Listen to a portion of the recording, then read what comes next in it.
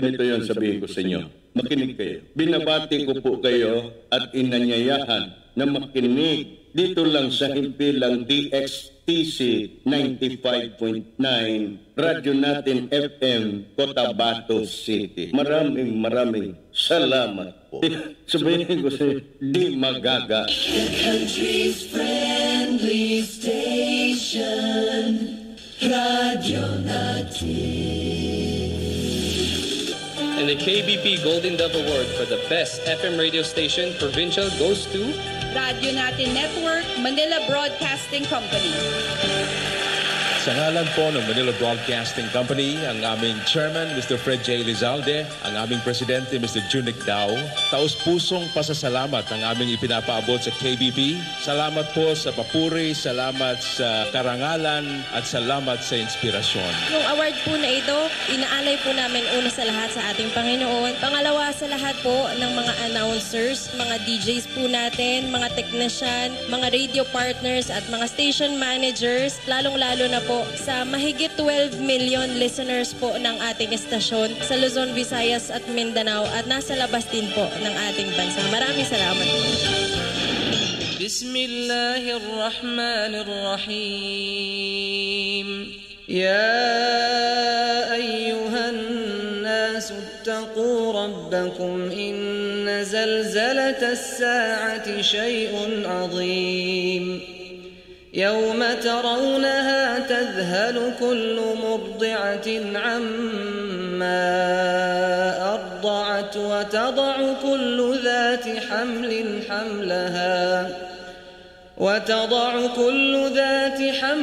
حملها وترى الناس سكارى وما هم بسكارى ولكن عذاب الله شديد ومن الناس من يجادل في الله بغير علم ويتبع كل شيطان مريد كتب عليه أنه من تولاه فأنه يضله ويهديه إلى عذاب السعير. يا أيها الناس إن كنتم في ريب من البعث فإنا خلقناكم من تراب ثم من نطفة ثم من علقة ثم من مضغة مخلقة وغير مخلقة لنبين لكم ونقر في الأرحام ما نشاء إلى أجل مسمى ثم نخرجكم طفلا ثم لتبلغوا أشدكم ومنكم من يتوفى ومنكم من يرد إلى أرذل العمر لكي لا يعلم من بعد علم شيئا وترى الأرض هامدة فإذا أنزلنا عليها الماء اهتزت وربت وأنبتت من كل زوج بهيج ذلك بأن الله هو الحق وأنه يحيي الموتى وأنه على كل شيء قدير وأن الساعة آتية لا ريب فيها وأن الله يبعث من في القبور ومن الناس من يجادل في الله بغير علم ولا هدى ولا كتاب منير ثاني عطفه ليضل عن سبيل الله له في الدنيا خزي ونذيقه ونذيقه يوم القيامة عذاب الحريق ذلك بما قدمت يداك وأن الله ليس بظلام للعبيد ومن الناس من يعبد الله على حرف فإن أصابه خير اطمأن به وإن أصابته فتنة انقلب على وجهه خسر الدنيا والآخرة ذلك هو الخسران المبين.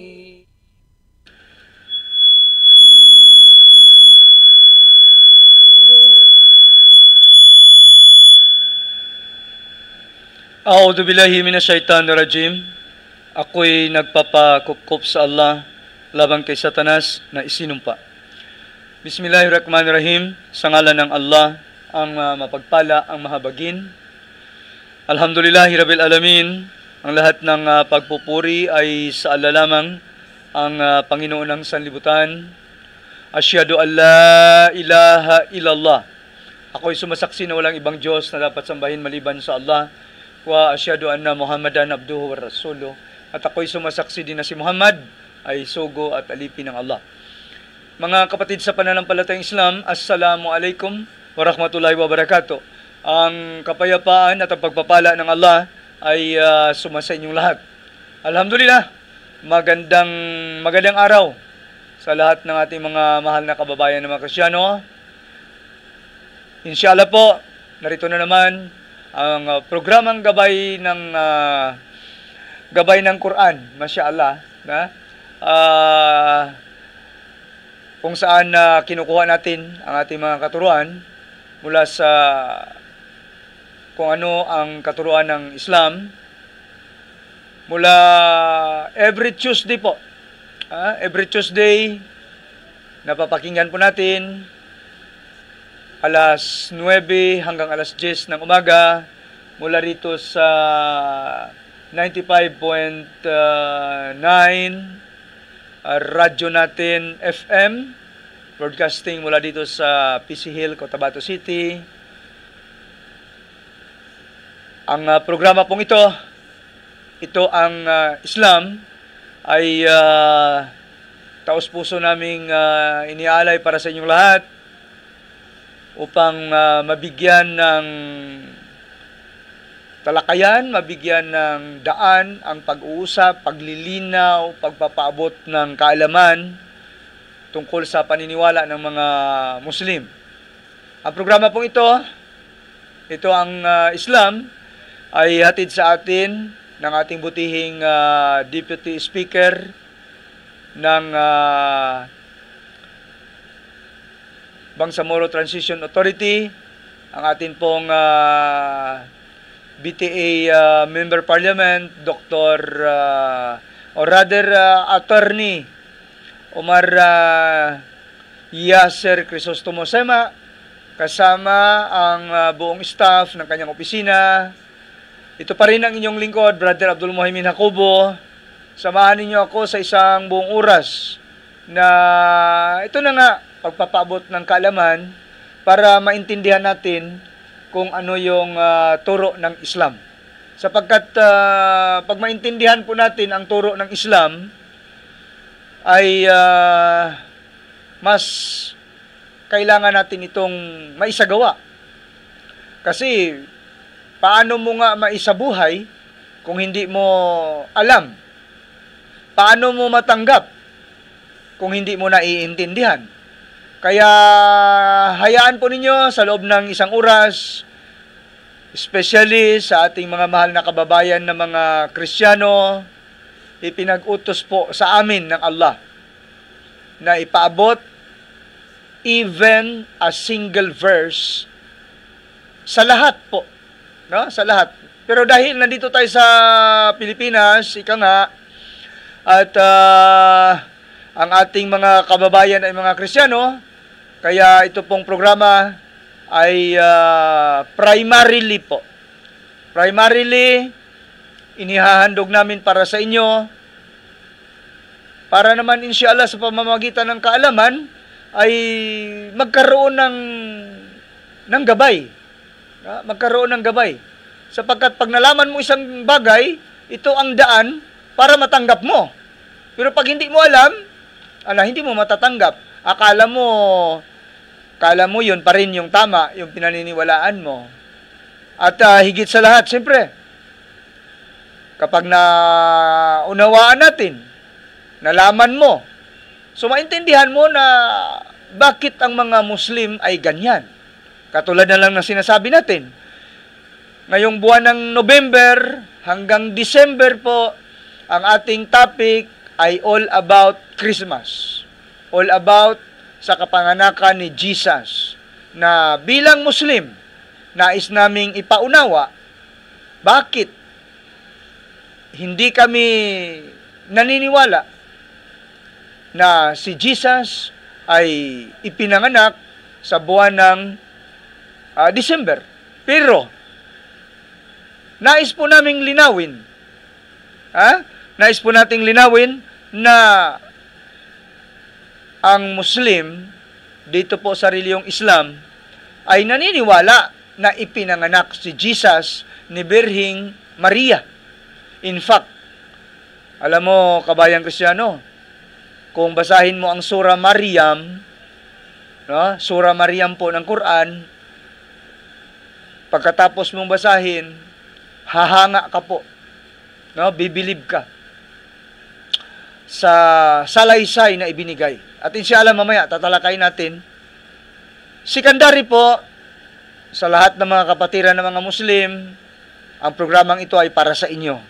Sikandari lang po Bakit? Kasi, sa pamamagitan ng programa natin ito, ay mabibigyan ng daan yung mga pagpapatunay. Mga pagpapatunay na tama yung katuruan ng Islam. At makasabi ka, brother, sister, makasabi ka na, alhamdulillah, ipinanganak ako ng aking mga magulang na Muslim. Buti na lang, hindi ako, ganun po. Kasi, makikita mo, mauunawaan mo, maririnig mo na pinag-uusapan natin yung mga proof. Ito yung tama. Kaya, isang bagay na makapagdagdag ng ating iman, ng ating faith. Kadalasan, or may mga pagkakataon na, kumbaga, nag-decline, humina yung paniniwala dahil sa mga kung ano-anong pangyayari sa buhay natin. Normal na yun kasi tao nga tayo. Di ba? Normal yun kasi tao nga tayo. Tapos, pag makarinig tayo ng mga reminder, masabi natin na, oo nga naman. Di ba? Oo nga naman. Bakit ba hahayaan ko na naghihirap na nga ako dito sa mundo, hahayaan ko ba yung sarili ko doon sa kabilang buhay na maghihirap pa rin? Kaya babawi ako. Hindi baling kayod kalabaw. Hindi baling yung gabi ginagawang araw para lang magkayod. Ay importante, mayroon isang bagay na sisikapin ko na makabawi. Dahil yung hirap dito sa mundo ay temporary. Pero yung hirap sa kabilang buhay, kapag hindi tayo sumunod sa kautusan ng Allah, ay maaaring walang katapusan. Kung may katapusan man, ay sunog na sunog ka na doon sa impyerno. Kasi ang katuruan ng Islam, kapatid, lahat ng nagla ilaha illallah, lahat ng Muslim, talagang makapasok ng Jannah. Kaya nga lamang, ang pero, wala ka bang dusa? Wala ka bang nilabag? So kapag mayroon kang dusa, mayroon kang nilabag, lahat ng dusa, may kaparusahan. Lahat ng hindi pagsunod, may kaparusahan. Na ang dangerous po, kapatid, sa Islam is, paano kung ma-overdraft tayo? Ha? Gumawa ka nga ng mabuti, yes. Lahat naman may mga ginagawa tayong mabuti. Na? Ngayon, paano kung ma-overdraft? Mas malaki yung dusa kaysa pahala. Mas malaki yung bad deeds kaysa good deeds. Na-overdraft ka. Di ba? So,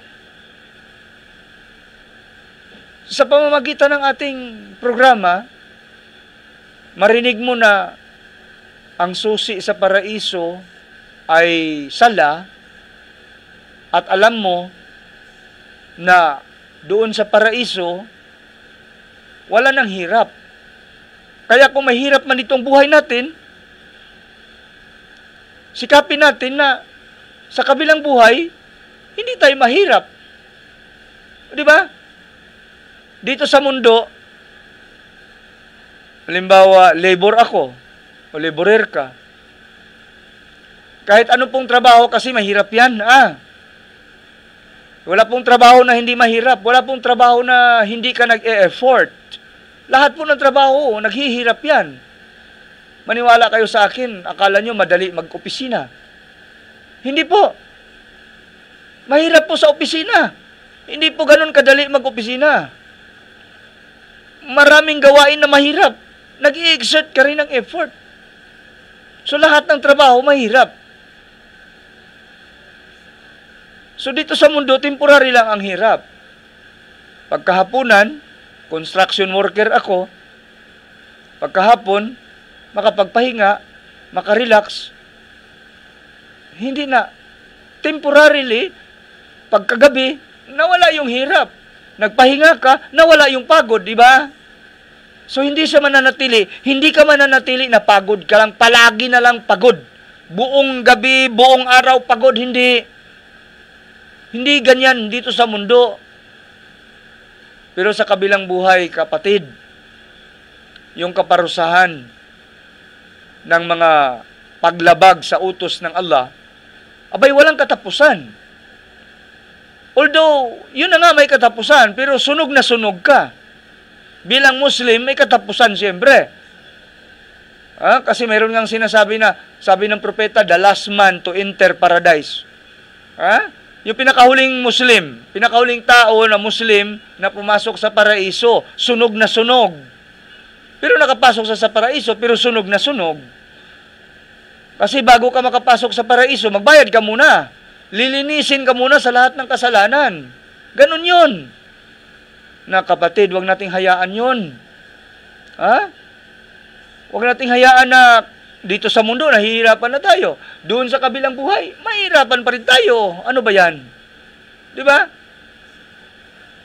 So, sikapin natin na magkaroon tayo ng susi. Sikapin natin na magkaroon tayo ng susi. At yun ay sala. So, tingnan mo kapatid sa Islam. Susi pala. Kailangan ko pala ng susi. Pag wala pala akong susi, hindi ako makapasok. Yes! Kahit ikaw na ang pinakamabait na tao sa mundo. Kahit ikaw na ang nagsasadaka sa buong mundo. Ikaw na ang may pinakamataas na Hajj. Ikaw na ang may pinakamataas na umrah. Lahat ng mabuting gawain sa kapwa, lahat. Ikaw na yung pinakamaraming madrasa. Ikaw na yung pinakamaraming Quran memorization school. Marami ka. Pero lahat ng mga yan useless dahil hindi mo mapapakinabangan, dahil yan ay makukuha mo ang reward doon sa kabilang buhay. Hindi dito.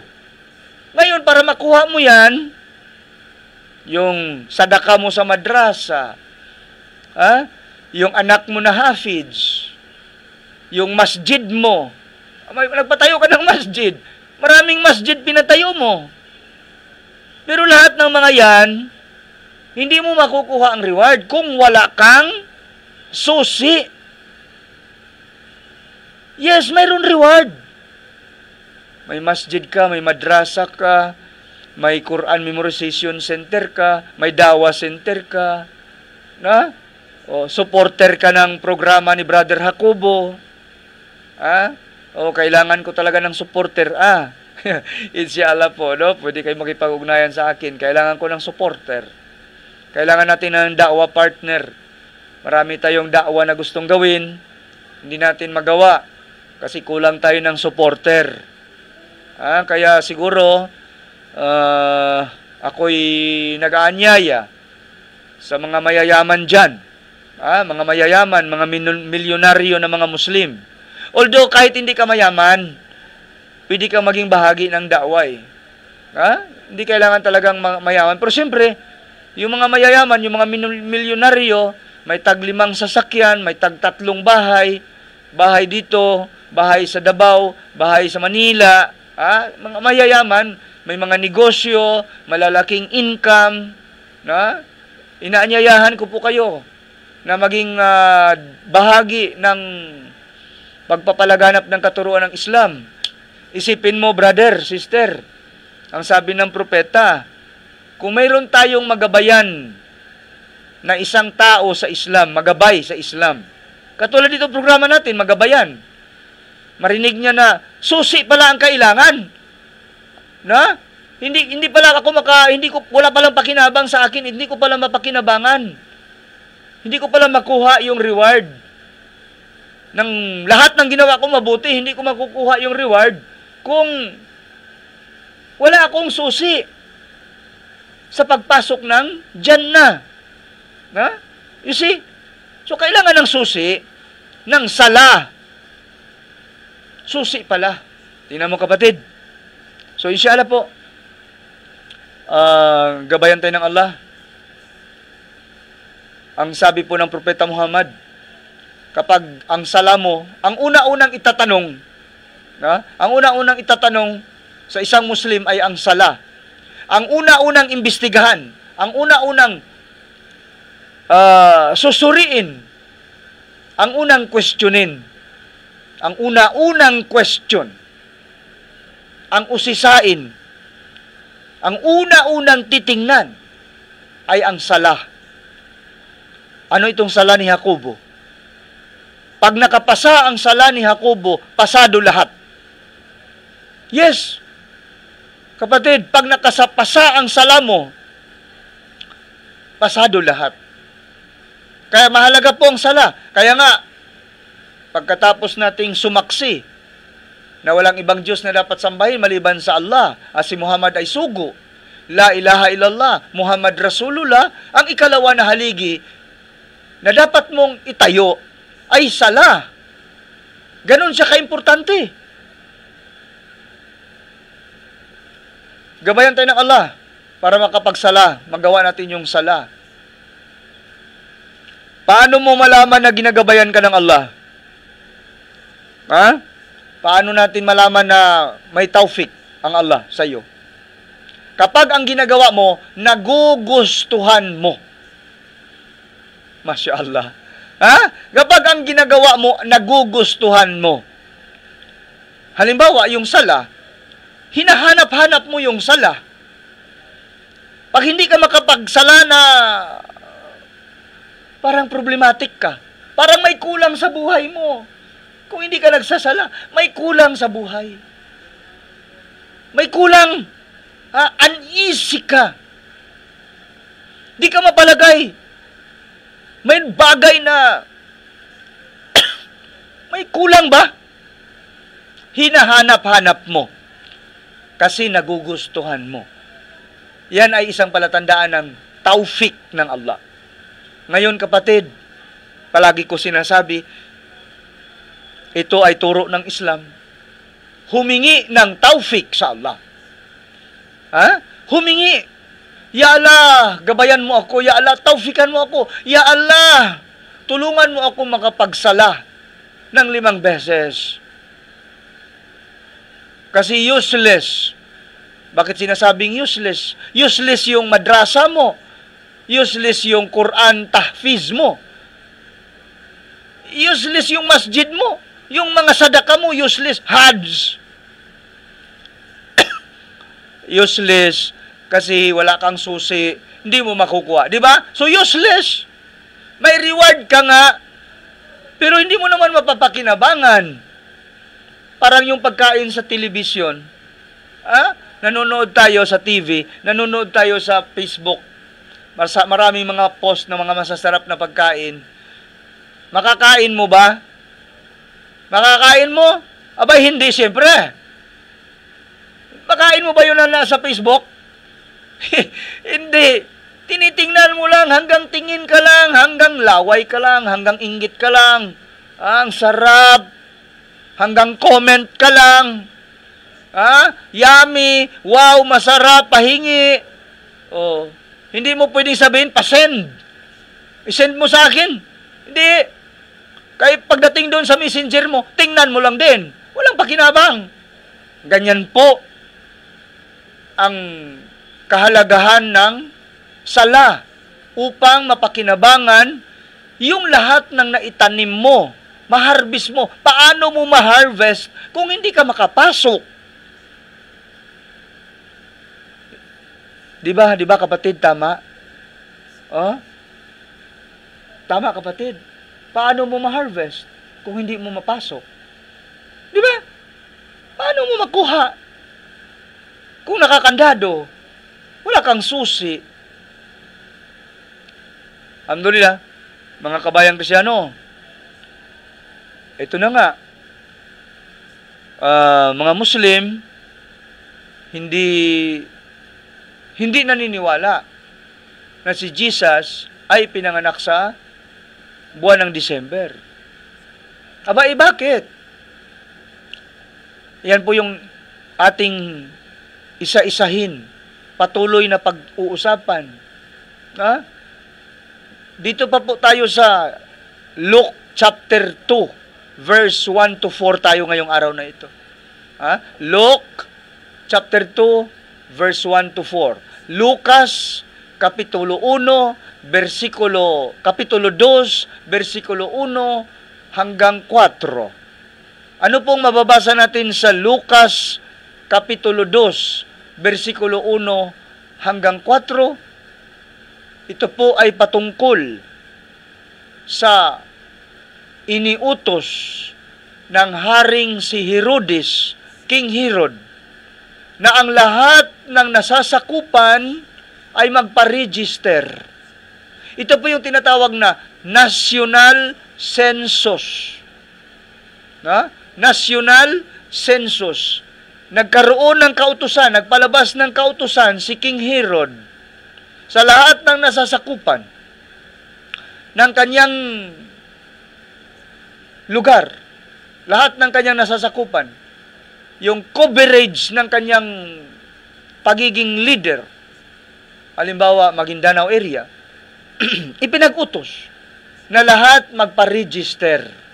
Lahat magpalista ng pangalan. Ito tinatawag na census. Dito sa atin, maswerte tayo dahil hindi tayo pinapupunta doon sa National Statistic Office para magpa-census. No? Hindi tayo inuutusan. Pinupuntahan tayo sa bahay. Ang National Statistic Office, meron silang mga tao na nagsasagawa ng census. Nagbabahay-bahay. Ilista yung mga tao, kukunin ang pangalan mo, edad, lahat-lahat ng mga bagay mo, ililista sa'yo. Yan ang tawag na census. Pagpapalista ng lahat ng mga tao. Yan po yung mababasa sa Luke chapter 2, verse 1 to 4. So si Maria, nagdadalang tao, si Maria buntis, sabi sa Luke chapter 2 si Maria nagdadalang tao.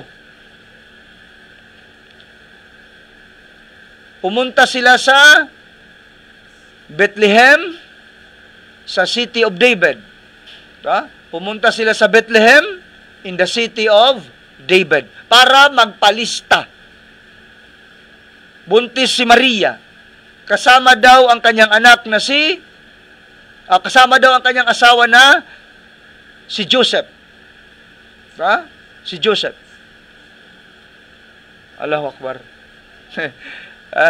Dito pa lang sa verse na ito, kabayang Kristiyano, napakarami ng mga katanungan na napakahirap sagutin.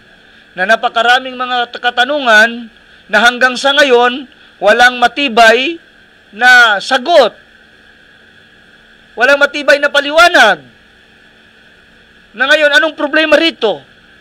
Bakit kayo mga Muslim hindi naniniwala na ipinanganak si Jesus sa buwan ng December? Ito po yung isang basihan. Luke chapter 2, verse 1 to 4. Nagpa-lista, nag-census, nagkaroon ng census. Sa panahon ni Maria, at sila ay pumunta nga sa Bethlehem para magpa-lista. Dahil mayroong census. Kabayang Kristiyano, tanungin mo si Google. Itanong natin kay Mr. Google, ano ang panahon? Ano ang panahon? Anong panahon? Tag-init ba o tag-ulan? Winter ba o autumn? No? Anong season? Rainy season? Dry season? Winter ba? Autumn ba? No? Or whatever. Ano ang panahon? Noong ipinag-utos ni King Herod na kailangang magpalista ang lahat ng mga tao, ipinag-utos ni King Herod ang tinatawag na census. Kaya si Maria, kasama ang kanyang asawa daw, na si Joseph, habang si Maria ay nagdadalang tao, buntis, kailangan nilang pumunta sa Bethlehem para magpalista. Anong sasabihin sa iyo ni Mr. Google? Kabayang Kristiyano, sasabihin ni Mr. Google sa iyo na ang panahon na yon ay panahon ng tag-init. Panahon ng tag-init. Noong isagawa ang census, noong pumunta si Maria kasama ang kanyang asawa daw na si Joseph habang siya ay nagdadalang tao, buntis, pumunta sa Bethlehem, ang panahon na yon ay panahon ng tag-init. Allahu Akbar. Kapatid sa Islam, panahon po ng tag-init. Panahon ng tag-init, kapatid sa Islam. Allahu Akbar. Kabayang Kristiyano, itanong natin kay Mr. Google, ano ang panahon doon sa Bethlehem sa buwan ng December? Ano ang panahon doon sa Bethlehem ngayong buwan ng December? Anong climate nila? Anong season? Sasabihin sa iyo ni Mr. Google. Sasabihin sa iyo ni Google, ngayong buwan ng December doon sa Bethlehem ay taglamig. Kasi nga winter, taglamig. Nababalot ng snow ang kapaligiran. Nagmiroong snow, nagkakaroon ng snow doon sa Bethlehem sa panahon ng December. Kabayang Kristiyano, baka nagdududa ka kay Mr. Google. Punta ka kay Mr. AI. Punta tayo kay AI. Artificial Intelligence. Si Mr. Google, kung anong itatanong mo, ibibigay niya sa iyo ang kaalaman. ibibigay niya sa iyo ang facts. Ganon din si AI. Itong si AI, kapag tinanong mo sa Facebook, Meta AI. Sa Messenger po, makikita si AI. Makikita si AI sa Messenger ng Facebook. Hindi mo na kailangang mag-install ng artificial intelligence app, GPT. AI GPT, halimbawa. Kasi noong wala pa sa Facebook yung AI, meron akong AI GPT or GPT AI. Marami ibang klaseng apps na about artificial intelligence. Pag tinanong mo si AI, kabayan, ano ang panahon sa Bethlehem sa buwan ng December? Sasabihin ni AI sa iyo, sasabihin niya, taglamig. Taglamig, kabayang Kristiyano. Kapatid sa Islam, taglamig doon sa Bethlehem ngayong buwan ng December.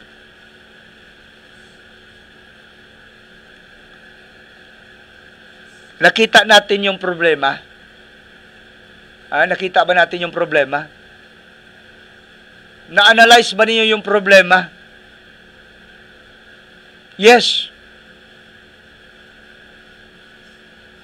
Yung panahon ng pag-register, kaya pumunta si Maria sa Bethlehem, ay panahon ng tag-init. Pero, itinuturo ng simbahang Kristyanismo, Katoliko man o Protestante, pariloho lang, si Jesus ay pinanganak sa buwan ng December. Si Jesus ay pinanganak sa buwan ng December. So nakita natin ang discrepancy. Nakita natin ang contradiction. Nakita natin yung pagsalungat ng mga kaalaman. Pagsalungat ng kaalaman. Allahu Akbar. Malaking katanungan ito. Malaking problema. Kaya kabayan, ang mga Muslim hindi talaga naniniwala na si Jesus ay pinanganak sa buwan ng December. Ito ay isa sa mga dahilan. Mga dahilan, napakaraming dahilan po. In fact, lahat po ng mga bagay-bagay na may kinalaman sa kapanganakan ni Jesus, lahat ay questionable. Lahat questionable. Na hindi kayang mabigyan ng malinaw na pagpapaliwanag kasama ang matibay na batayan. Mag-explain ka, may basis. Magpaliwanag ka, may batayan. Di po ba? May patunay, hindi po ba? Yes, of course naman. Itong sinasabi ko, hindi naman ito akin.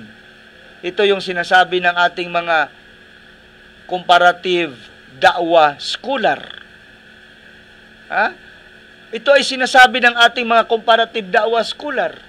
Ito yung ini-explain ng ating mga comparative da'wa scholar. Pinag-aralan lang natin. Kabayang Kristiyano, inuulit ko po, palagi kong sinasabi, dapat sinusiyasat natin yung ating mga pinaniniwalaan. Yung sinabi ni Father, totoo ba yun? May basihan ba yung sinabi ni Father? May basihan ba yung sinasabi ni Pastor? Sa Islam po, napakasimple lang. Para malaman ano ang totoo. Yes, sa Islam po napakasimple lang para malaman ang totoo. Tama ka ba o hindi? Tanungin natin yung Quran. Tingnan mo yung Quran. Tingnan mo kung nasa Quran. Tingnan mo kung nasa hadis. Yung mga ustads, yung mga ulama natin, kapag sila ay nagli-lecture, Sila ay nagmumuhadara, sila ay nagtuturo. May dalil, may basihan.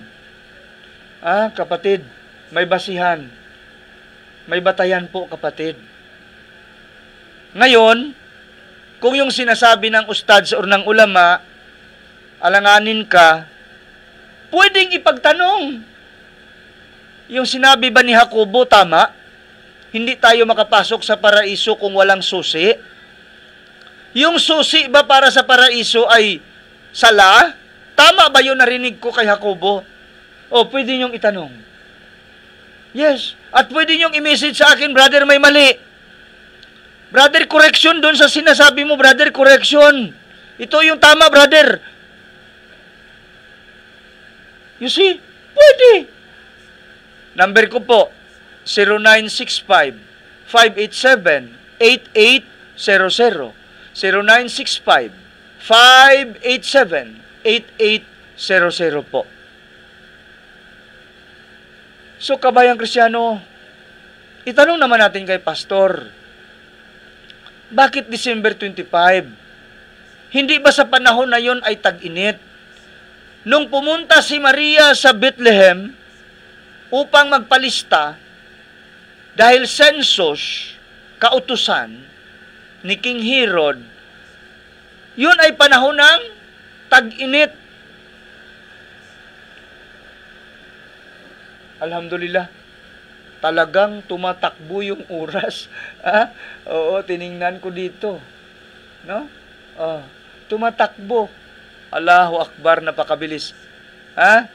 Alhamdulillah po, kayo ay patuloy nakikinig sa programang Ito ang Quran, hatid sa atin ng ating butihing BTA Member Parliament, ang ating Deputy Speaker, Attorney Omar Yasser Crisostomo Sema, kasama ang kanyang buong staff ng opisina.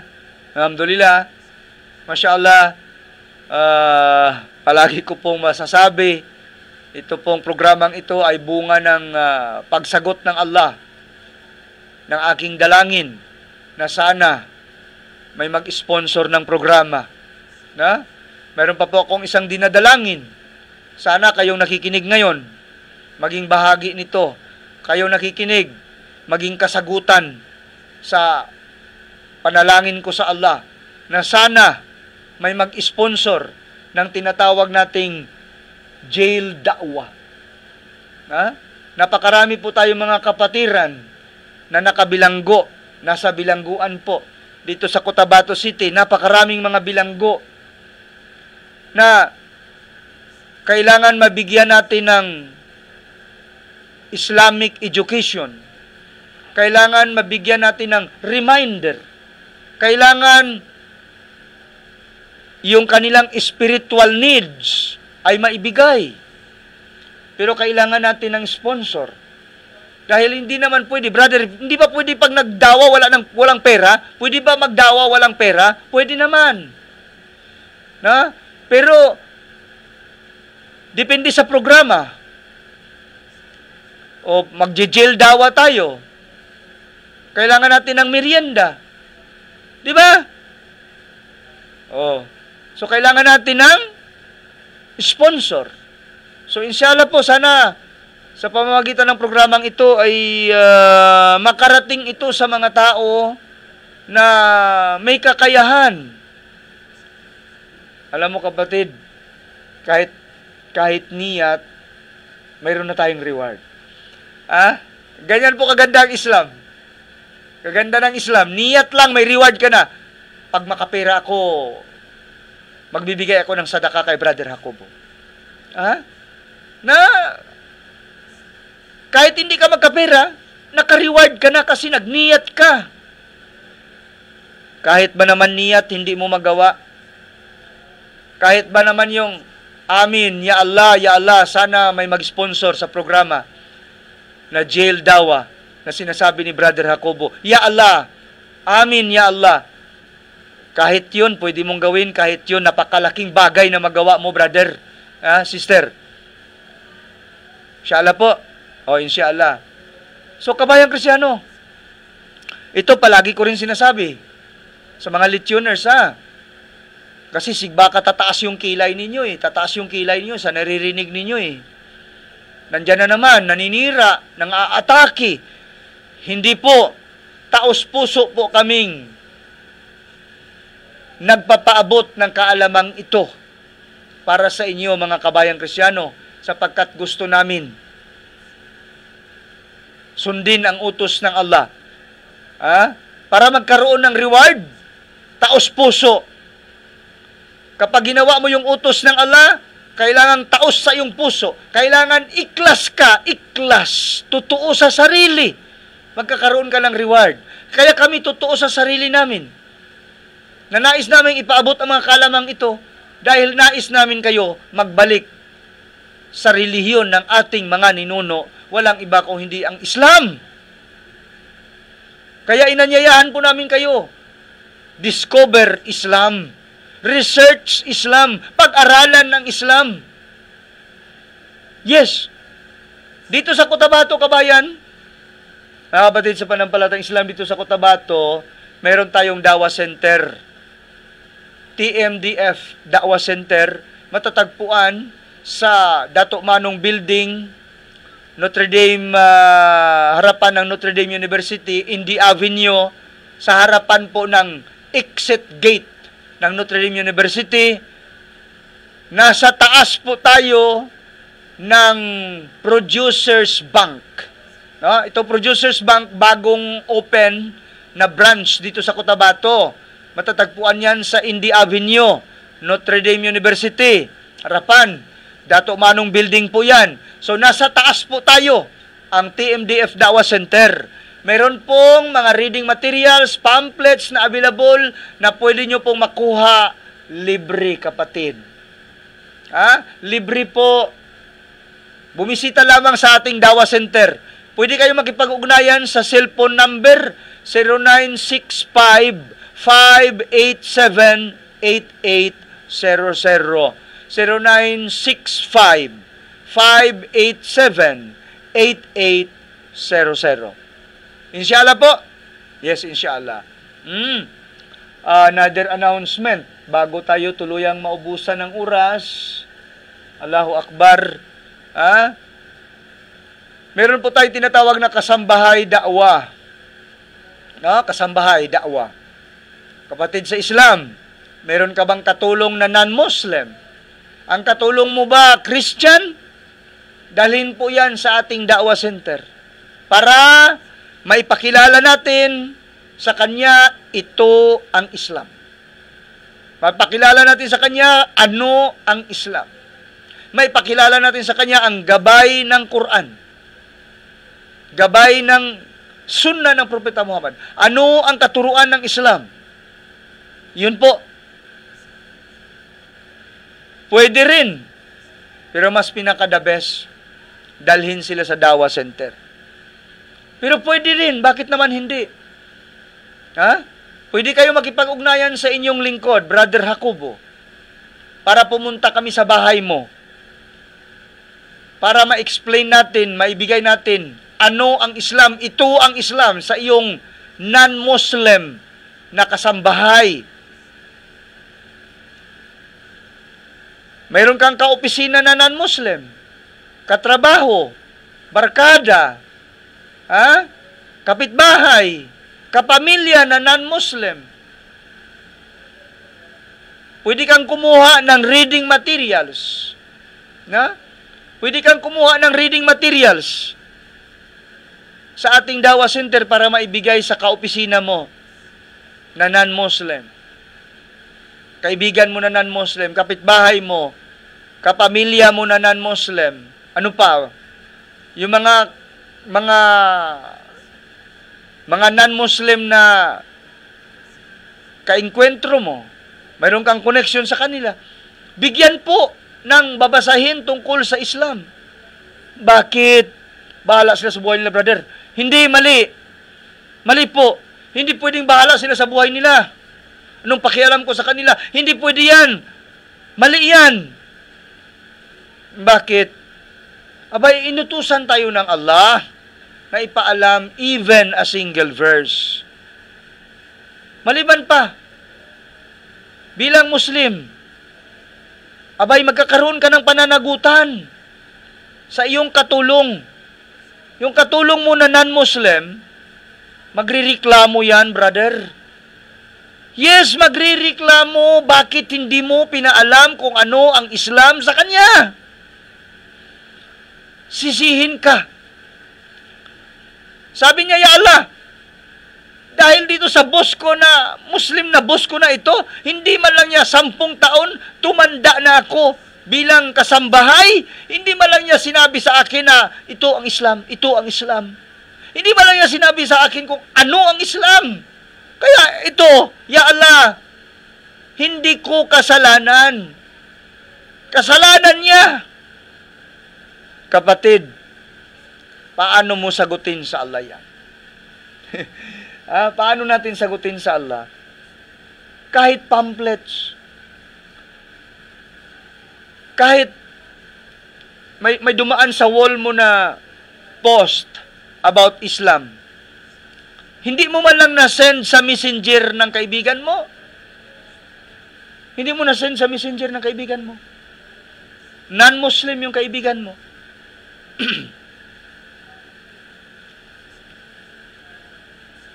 Lugi ka. Oy, kung ano, magkakaroon ka ng problema. Matraffic tayo. Matraffic ka. Maimbestigahan ka. Naku, nakakatakot yun. Imbis na dire-diretso ka na, matraffic ka pa. So, inshallah po, inayayahan namin kayo na bumisita sa ating Dawa Center, makakuha ng libreng babasahin. Inshallah. Alhamdulillah. Talaga po, ang oras ay tumatakbo. We have, okay. Ilang minuto na lang. Nais ko pong muli bigyan ng daan yung mga request na humihingi ng tulong para sila ay suportahan sa pag-aaral, mag-memorize ng Quran. Inshallah po, sana pwede kayo makipag-unayan sa akin. Marami pong nagre-request na tulungan sila para makapag-aral, magpatuloy sa pag-aaral ng pag-memorize ng Quran. Marami po sa mga nag-aral mag-memorize ng Quran, huminto, nag-stop. Bakit? Wala na silang pambayad. Hindi na nila kayang bayaran. Nahirapan yung mga magulang. Kaya kapatid, gusto mo ba magkaroon ng hafiz? May hafiz ka, gusto mo? Sino ang hindi gusto? Aba. So para magkaroon ka ng hafiz, magpaaral ka. Magpaaral ka. Magpaaral ka. Nang nag-aaral, mag-memorize ng hafiz. Number ko po, 0965-587-8800. 0965-587-8800 po. Inshallah, gabayan kayo ng Allah sa ating panawagan, sa ating request na ito. Panawagan ng napakaraming nagre-request na i-announce, maghingi ng tulong para sa suporta ng kanilang pag-aaral na sila ay nagmi-memorize ng Quran. Allahu Akbar. Allahu Akbar. Kapatid, mag-invest tayo ng investment na walang pagkalugi. Wala kang dusa na makukuha. Reward ang makukuha mo. Hindi katulad yung nag-invest ka, mayroon kang deposito sa bangko. Alam mo kapatid, ito yung katotohanan. Mayroon kang bank account, may pera ka nakadeposito sa bangko. Alam mo ba na nakakakuha ka ng dusa? Yes, nakakakuha ka ng dusa. Bakit? Kasi yung pera na gideposito mo sa bangko, may interest. Kapatid, sa Islam, bawal yung interest. May dusa. Kaya dito na tayo. Mag-invest po tayo para sa kabilang buhay. Mag-invest tayo para may ma-harvest tayo sa kabilang buhay. Kabayang Kristiyano, alhamdulillah, gabayan kayo ng Allah subhanahu wa ta'ala sa ating tinalakay ngayong araw na ito. Yan po ay kaalaman lamang, kabayang Kristiyano, sa tanan nga mga kasimanwa ko nga mga Ilonggo nga nagapalamati subong, diri sa programa naton, ito ang Islam, ang amon gin paabot sa inyo, kaalaman lang na siya, kaalaman. Kaalaman yan, kabayan. Ngayon, challenge sa iyo, kabayan, na suriin, tama ba yung sinasabi o hindi? Pero sinisigurado ko po sa inyo, yan ay katotohanan at pawang katotohanan lamang. The truth. But nothing the truth. Katotohanan po, wala nang iba. Pawang katotohanan lamang na mayroong basihan. Okay? So, katotohanan na mayroon basihan. Masya Allah. Alhamdulillah, ang iyong lingkod, Brother Abdul Muhammad Hakubo, ay pansamantalang namamaalam hanggang sa muli. Kasama po ang ating butihing BTA Member Parliament, ang ating Deputy Speaker Attorney Omar Yasser Crisostomo Sema, kasama ang kanyang buong staff. Sa ating technical side, si Sister Maya at sa mga kasamahan na nandito ngayon sa station. Ang inyong lingkod po, Brother Abdul Muhammad Hakubo, ay pansamantalang mamamaalam hanggang sa muli po. Magandang araw sa lahat. Aqulu qawli hada, astagfirullah li wa lakum. Assalamu alaikum wa rahmatullahi wa barakatuh. ثم بدلنا مكان السيئة الحسنة حتى عفوا وقالوا قد مس آباءنا الضراء والسراء فأخذناهم بغتة وهم لا يشعرون ولو أن أهل القرى آمنوا واتقوا لفتحنا عليهم بركات من السماء والأرض ولكن كذبوا فأخذناهم بما كانوا يكسبون أفأمن أهل القرى أن يأتيهم بأسنا بياتا وهم نائمون أوأمن أهل القرى أن يأتيهم بأسنا ضحى وهم يلعبون أفأمن